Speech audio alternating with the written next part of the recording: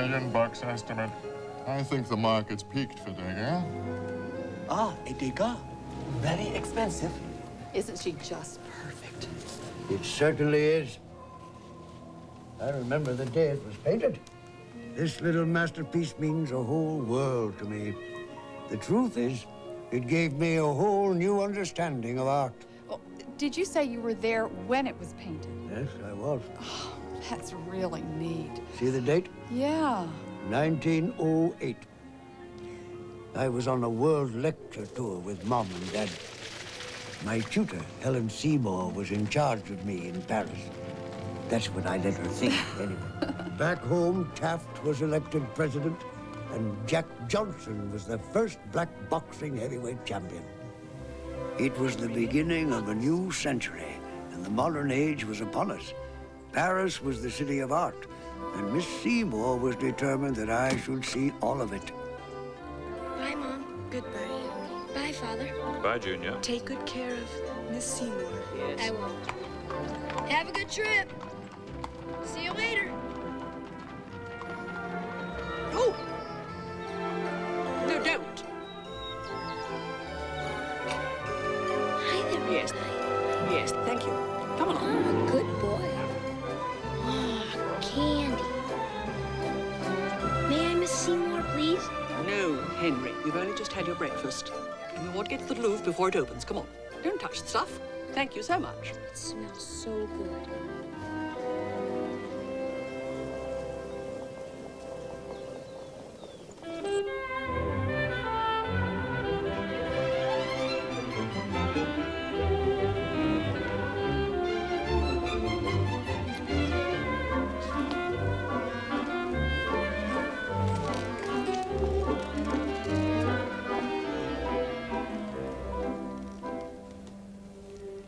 This is the greatest painting in the world. Isn't it wonderful? See, her eyes follow you wherever you go. Even in the bathroom? Henry. Leonardo da Vinci took 3 years to paint Mona Lisa. Just think of it. She had to smile for 3 years. So Leonardo had musicians playing in the studio all the time, and singers and comedians to keep her amused. This is how you do it. You puff your cheeks, and you take in a breath. See? Easy. You don't need to abandon funny men. That's great. My name's Indy. I'm Norman. Introduce yourself properly. This is Henry Jones Jr. I'm Miss Seymour, and you are Norman Rockwell. Oh, I like this one. Look at the amazing nose. Wow. by Ghirlandaio. The boy is the old man's grandson. Well, we've seen the smiles and we've seen the noses, so what's next? Well, we haven't seen the modern artists yet.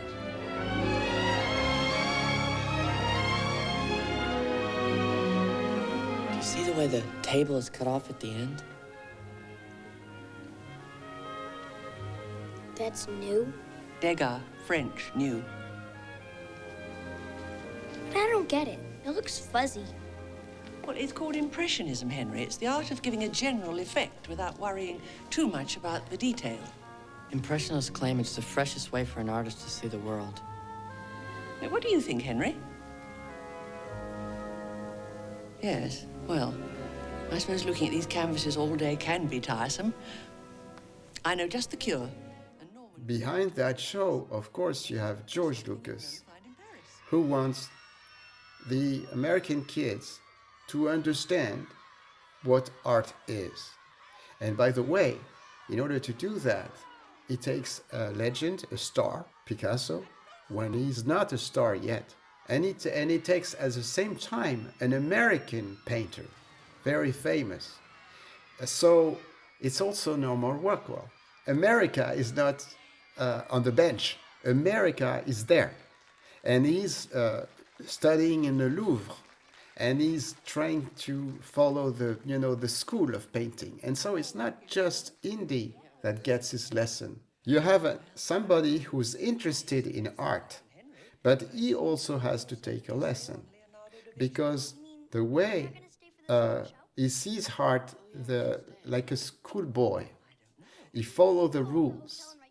And so you have somebody who hates art. For him, art is just like awful, like boring stuff, like rolling his eyes and stuff. And you have another kid who's basically following the rules in life and in art. You want to see where the real artists hang out? I don't know. Seen a lot of art for one day. Yeah, maybe you're too young. It's a pretty dangerous place. Really? And they both are going to meet someone who doesn't follow the rules, who kind of break the rules. He breaks the rules. And that's Picasso. So Picasso is basically going to be a catalyst for the two kids. And so then the hope, George's hope, is for Picasso to be a catalyst for the American kids, basically telling them, forget the mainstream, forget the mainstream. An artist doesn't have to follow the mainstream. An artist that follows the mainstream is not an artist. Is a technician, is whatever you want to call it, but a creator creates. A creator doesn't follow the rules. He doesn't follow the track. He makes his own track. He makes his own rules. He's my most famous ancestor. Guess what he invented? What? The electric chair. Wow. How did he think of that? Thought hanging was inhumane. Reckon the chair was kinder. Me, I don't know. Those are my aunts. They give Bibles to convicts at Sing Sing. And those are my parents. That's great. You really can draw. My parents are very religious, too. I don't think they'd approve of where we're going. Au revoir. Au revoir. Au revoir.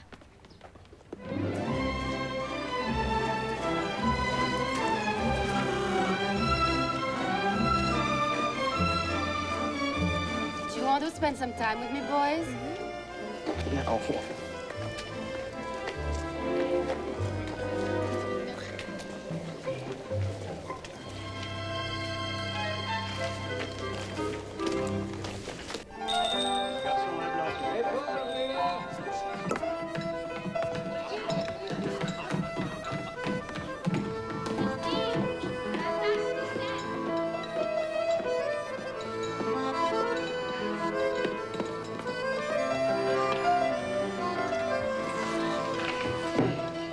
Speak French? Deux omelettes et du pain. The guy was basically breaking the rules beforehand. When everybody was doing classical stuff, he was breaking the rules by saying, I don't need to see the end of the table. I'm going to frame half of the table out. Or I'm not going to show perfect skin on the ladies of my painting. He was not polishing the stuff. He was trying to have the painting sweat. And so this guy is an old guy now. And of course, he has become the establishment. And Picasso is the one who's breaking the rules. And so you have again an artist breaking the rules that is now famous, and so he thinks that his way is the only way, and he cannot recognize the talent of Picasso. Why do you dislike them? Because they are destructive. You are throwing out perspective and composition. Exactly, because we need a new way of seeing. Oh, a new way of seeing is fine. But I can't tell if that is a woman or a cow. Again, my point. I see shape, the real shape, the form. The real shape of a woman is different from the real shape of a cow.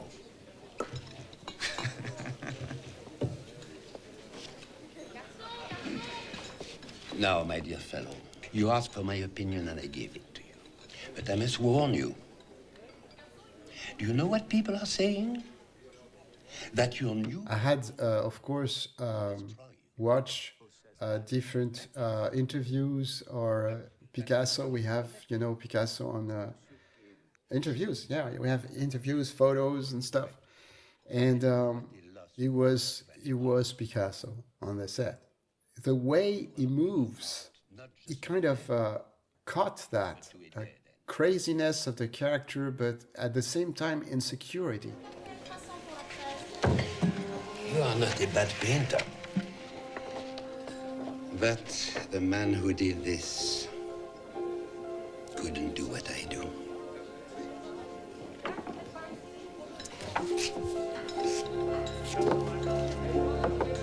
Good day. Tigger! I can do what you do in my sleep! And this is what Danny's doing, is like he portrays somebody who's kind of full of himself, but at the same time he's not sure.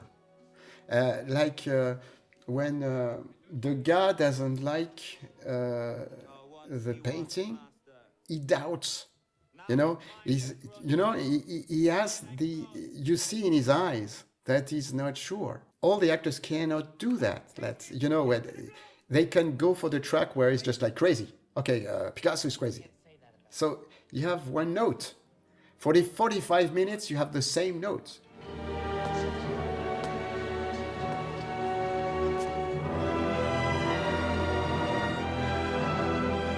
That's Degas. He's a great artist. Nobody can paint like him. I better get back to my hotel. Excuse me. So, you think I can't paint like him? Would you like to come to my studio and see me paint like him?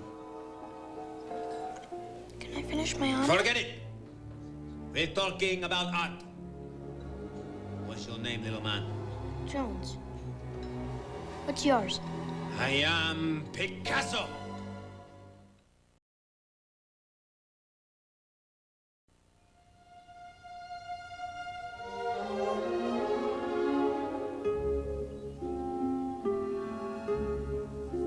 Most paintings of nude women pose for an audience. Degas women don't. We are with them in private, like here. He says he likes his women washing to be like a chic hat. So basically, he draws without having a model.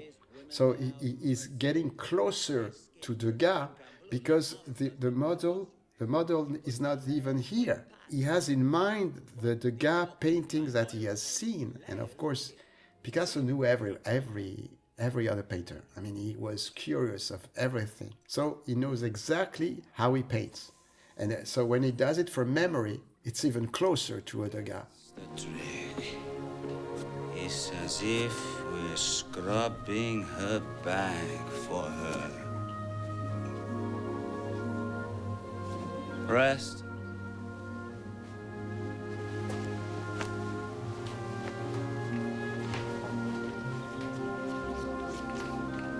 Now, for the final stage. The final stage? To get Degas right, you must do it as he does. From memory. Degas likes to feel what he's doing.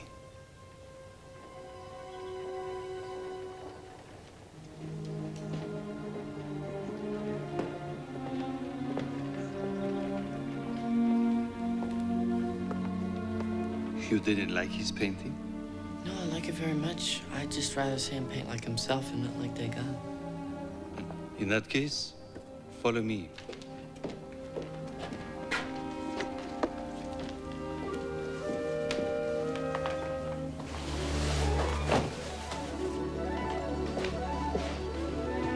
My goodness. You like it? Yes, but what is it? It's like blocks or cubes or... Cubism, the newest of the new. What Pablo has done is he's taken human bodies to bits and rearranged everything.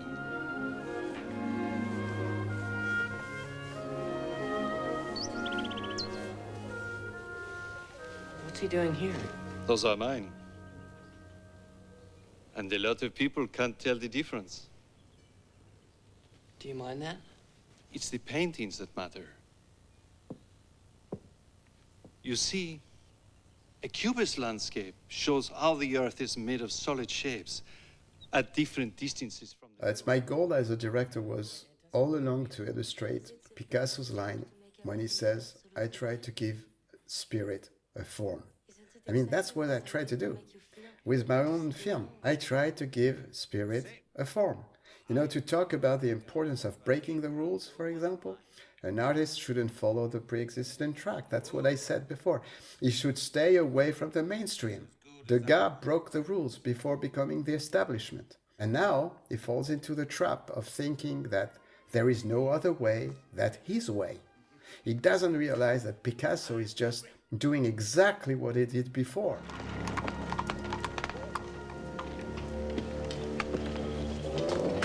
Bonjour. Vous voulez bien me suivre, s'il vous plaît?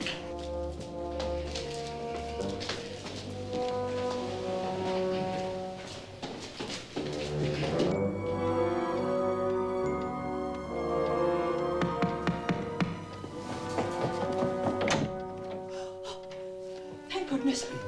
Come in. Come in. My charge is missing. A small boy about 10. Tell the inspector what happened. He should have been back hours ago. He was at the puppet theatre.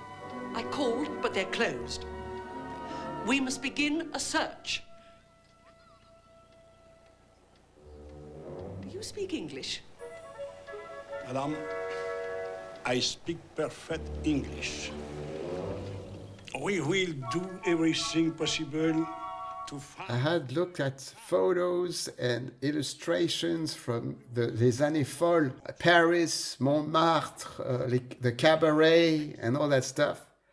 And I found out that in those crazy times, in some cabaret, they were having chimpanzees in smoking, serving champagne to the ladies. Chimps, wearing tuxedos, serving champagne. So I said to, I came to the set with the book, and I said, Rick, look at that. And I showed him the chimpanzees with the, you know. And Rene, you're not going to tell me that we're going to have chimpanzees. It's exactly what I'm telling you. I mean, think of the shots. Are you sure? Well, it's worth a try.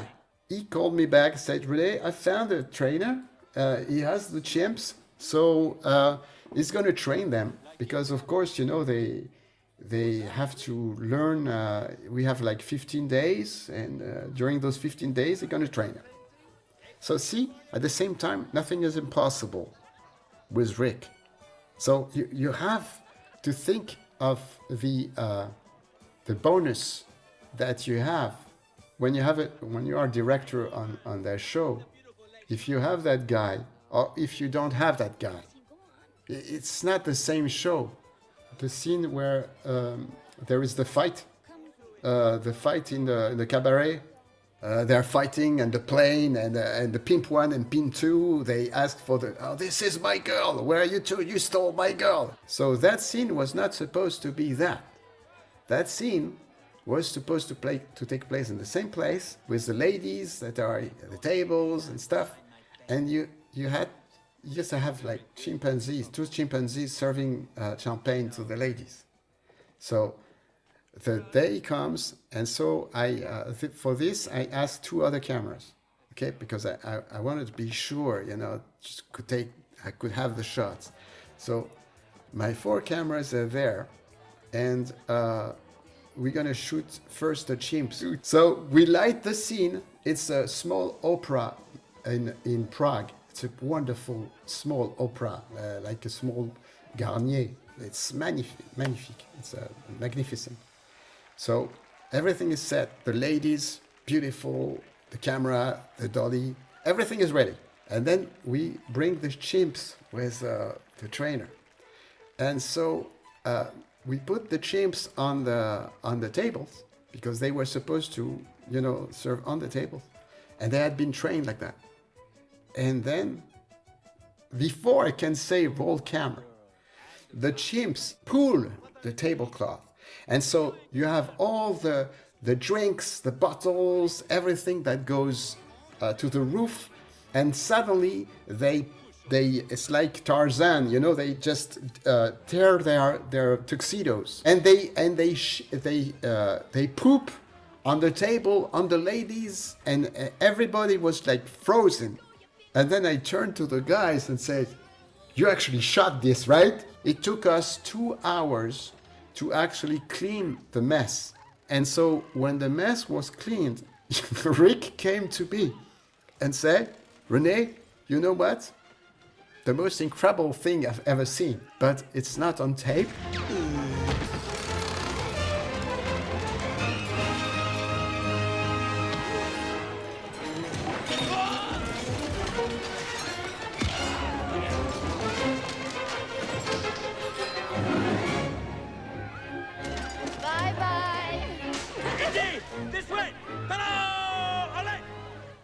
One of my favorite scenes was the market that was abandoned. And so they're on the bench and he tries to explain to the kids what is art and what he's doing. And the kid, I mean, especially young Indy, who says, well, when you paint a horse, it doesn't look like a horse. When you paint a lady, it doesn't look like a lady.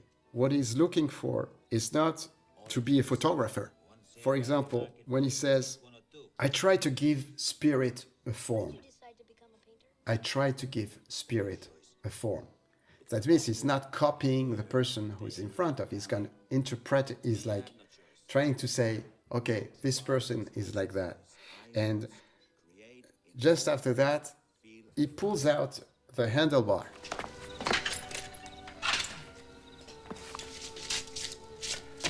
What am I? A bull. Right, a bull. And I designed the shot and I worked with Danny saying, it's not on you that we're going to see the bull. It's the shadow that's going to be the bull. You're going to be a crazy motherfucker with a handlebar on your head. But on the wall, which is the canvas, we're going to see the bull. Young Indy is going to recognize the bull. Because he look at the shadow, he doesn't look at you. You know, so this is directing, really, for me. That is, the scene is written, the dialogue is written. So what do I do with that? How do I convey the idea that, how can I show the audience what Picasso sees? And this is a good way for me to actually see what he sees, you know, because it's a thought. So how can you picture a thought, you know? It's like a way of conveying the idea that the painter is not a photographer. The painter is, there is a moment where he says, you might not see the horse, definitely see the wildness. Picasso told you that. She doesn't even know who he is. But one day she will. One day she will.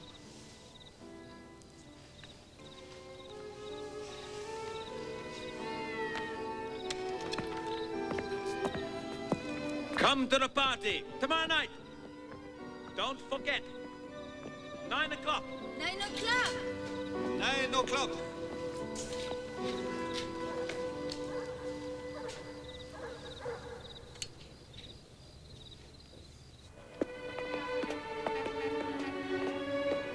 I can't get those paintings out of my head. Look, the streets look different. They haven't changed. They look different to me. Where's the girl? Tell us where the girl is. When I read the script, there was Pimp 1 and Pimp 2. Those were two extras that were supposed to be, casted in Prague.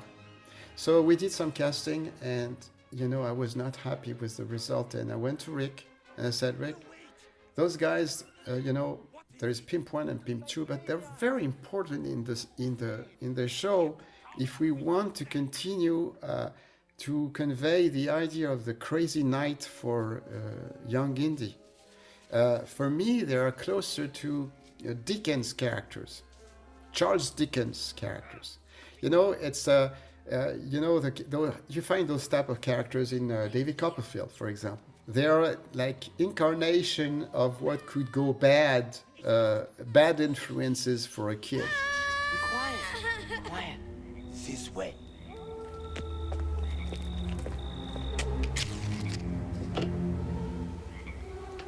I think they heard us.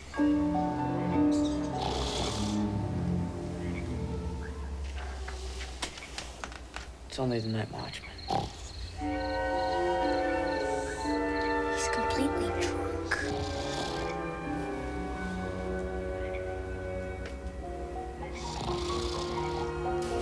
No, don't kill me! Don't kill me! It came from over here.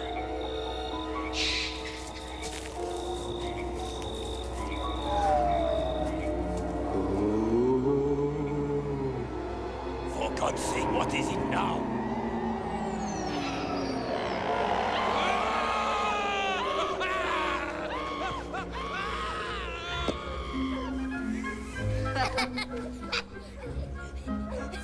We did it. Yeah. See you at the party tomorrow night? 9? Yeah, 9 o'clock. As long as I can get past Miss Seymour.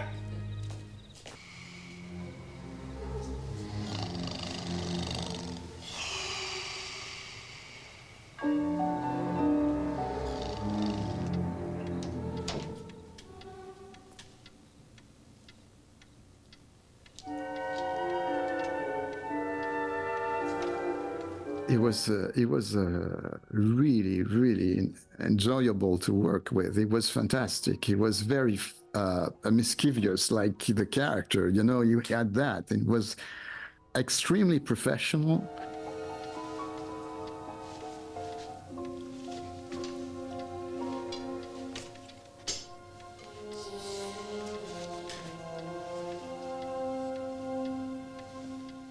He knew his lines on, you know, he was very inventive. I remember I did a scene with him that was like a scene sequence where Miss Seymour is sleeping and he's like trying to escape, you know, and then coming back. And so all that was done in one shot, which is something difficult for a kid. He was really good on his marks too, because you know there was a dolly movement that was very precise, even for the focus puller and stuff. And he had a way around the two rooms and stuff. He was excellent. He was excellent. It's too bad he didn't continue because he was very gifted.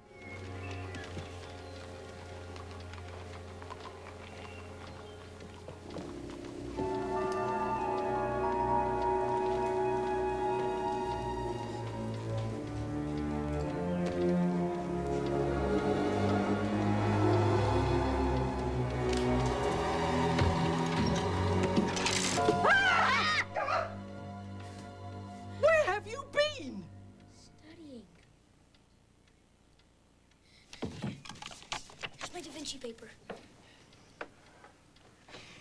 Leonardo and the meaning of art. Henry, you were not in your room last night. I was working here, where it's quiet. See, I must have fallen asleep. Are you going to punish me? No.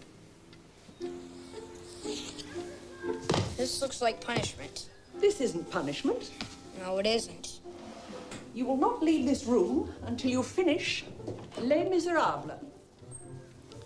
Great title.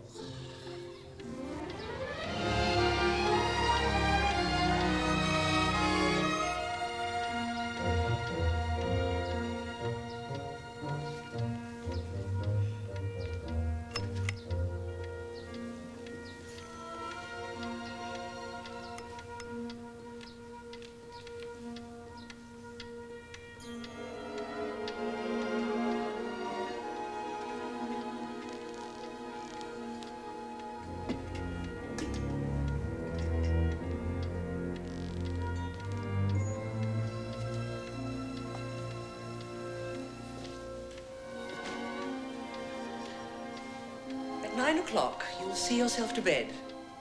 Bonne nuit, Henry.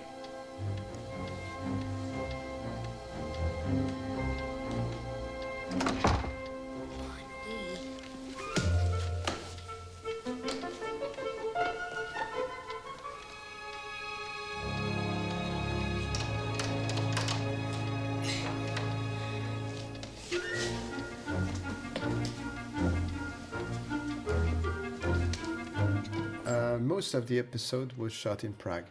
Prague is like the little sister of Paris. I mean, it's the same architect. So basically, we could find, more controllable locations that we shouldn't have found in Montmartre. Who's like very touristic. But most of the scenes, exterior and interior, were shot in Prague. We managed to find our own little Montmartre, and we closed off the streets and filmed there.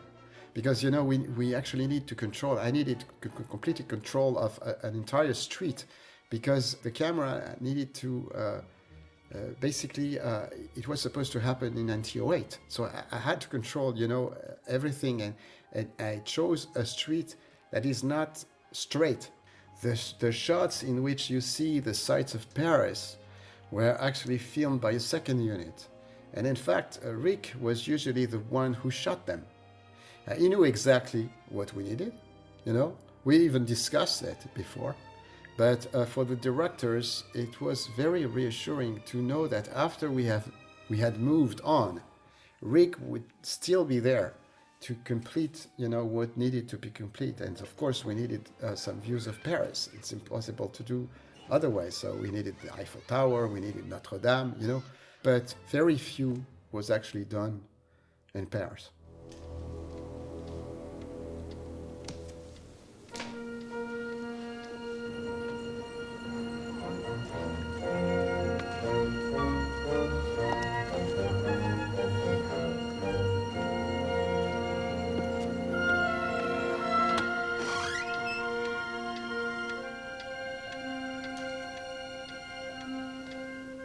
Henry?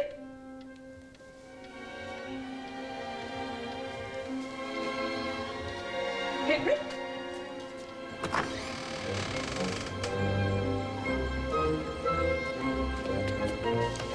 Henry?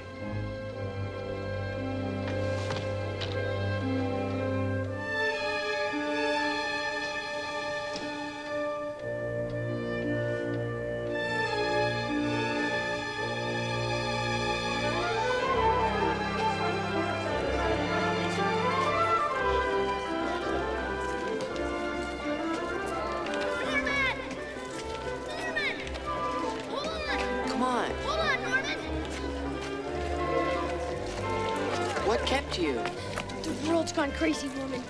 First Miss Seymour locked me in my room. There is nothing forbidden, It's like when Miss Seymour forbids him to do something, he does something else. When she has to stay in the room, he has to go out. So basically, as a filmmaker, you can have a screwball comedy tone, which was what I was looking for in terms of the kid version of Young Indy, screwball comedy. Because, it's also what we call les années folles in French. The crazy years, les années folles. C'est-à-dire, everybody was kind of... Hey, Indies! Good to see you! Hi, Norman! Welcome.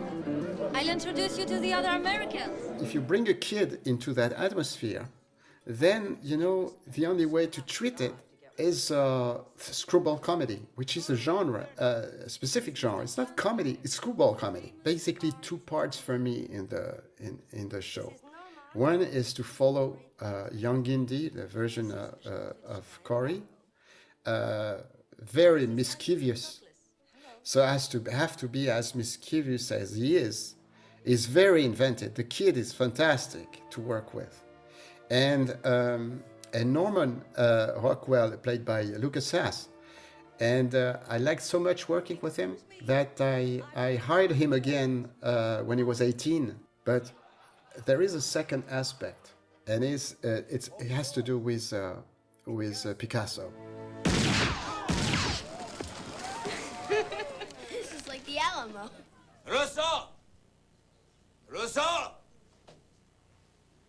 And this is Rousseau, the primitive painter. Your speech! We are the two great painters of the age. Si, gracias. You in the Egyptian style, me in the modern. Tell us your ghost story. Oh no, I'm too frightened. Be brave. Come on, tell the story. Be Go on, tell it. Yes, go on.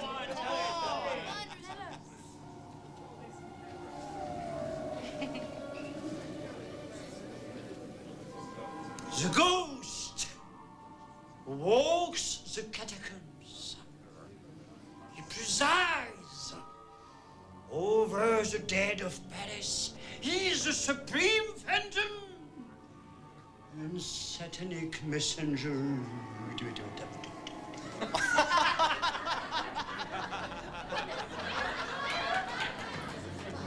He is on the roofs and in the doorway. Gauguin saw the ghost, and Vincent too. He told me. Then,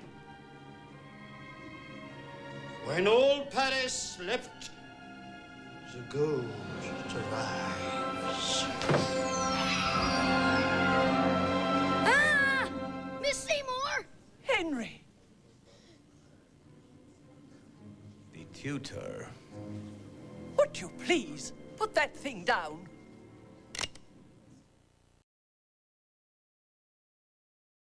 I can't see much. What's he going to do to her? I don't know. Do you think he's going to hurt her? No, I don't think so. Let me look again. Do you always draw people without asking them first? He paints Min Seymour exactly as she would like to be painted. Very classical. And Picasso, if you look at his period bleu, the blue period, or the classical period, is a wonderful, talented drawer. Very, very realistic. I mean, he does things incredible. And it's what he was taught. He was taught that, okay, so he knows how to paint, but it's not his style. And so he paints her knowing that she's not ready to see what Cubism is. He paints her exactly like she feels that a great painter should paint. I'd like to look. No! To be perfectly honest, Senor Picasso, you are one of the rudest men I have ever met. When I want lessons in good manners from the English, I'll ask. No. No!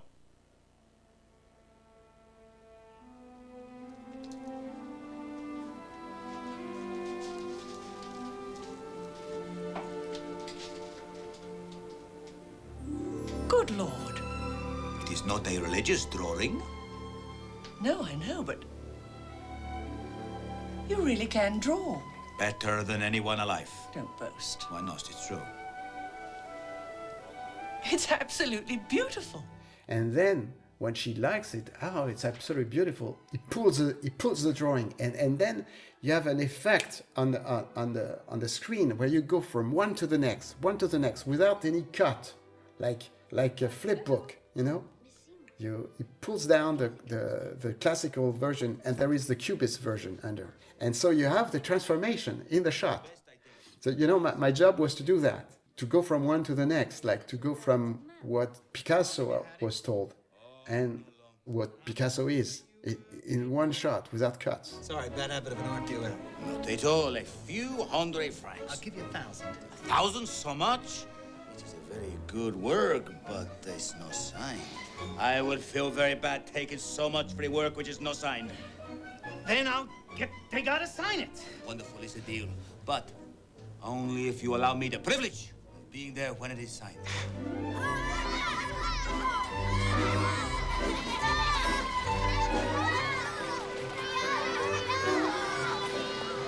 Here, Indy, I want you to have this. This is your drawing Picasso signed. It's a souvenir of our adventures. Thanks. This way.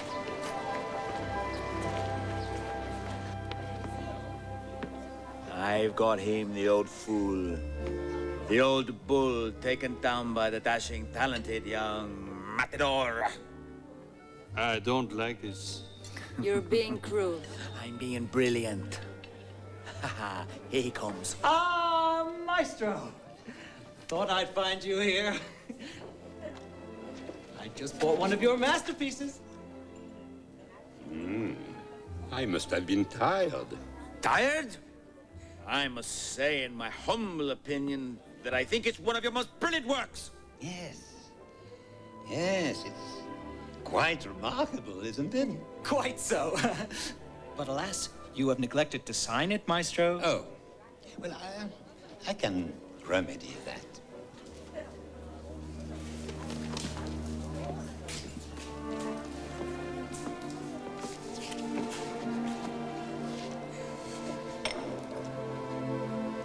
The pigment I use doesn't smell like this.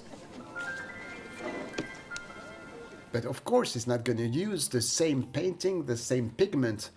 And I think it's good that the guy was half blind at the end. We know that the guy was half blind. And actually, I have foreshadowed that when he tries to find his cane, there is a close shot where actually we see his hands and he's trying to find the cane and the hat. And we see that he doesn't see. So the audience knows that he has a eyesight problem before actually somebody says it in the show. I basically foreshadowed that. It was not in the script, but I think that you cannot discover a blind person at the end. He has to be blind before.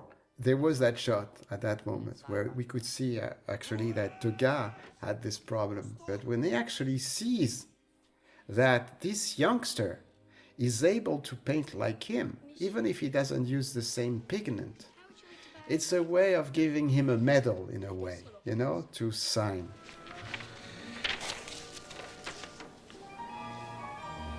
Cubist sketch. I've been trying to get Pablo to sell me one of these Cubist pieces since January. I'll give you 500 francs for it. 500 francs for one of his most interesting pieces? This drawing is brilliant. Yes, it's quite good. All right, 800. Wait a minute, I didn't do this. Looks good enough to be yours. Is that your signature? It looks like it. Well, yes it is, but... Well, who else could draw that good? Brack? No, I didn't do it. Well, then who is it, Mr. Picasso? This is you, Pablo. It's wonderful. You're joking too much this morning. Makes my head hurt. 1,000 francs, no more. Sold. A good price, don't you think? Here. You get half. Listen, if I was staying in Paris longer, I could be your agent, and I would make you rich. And I have ended up with 2 wonderful paintings.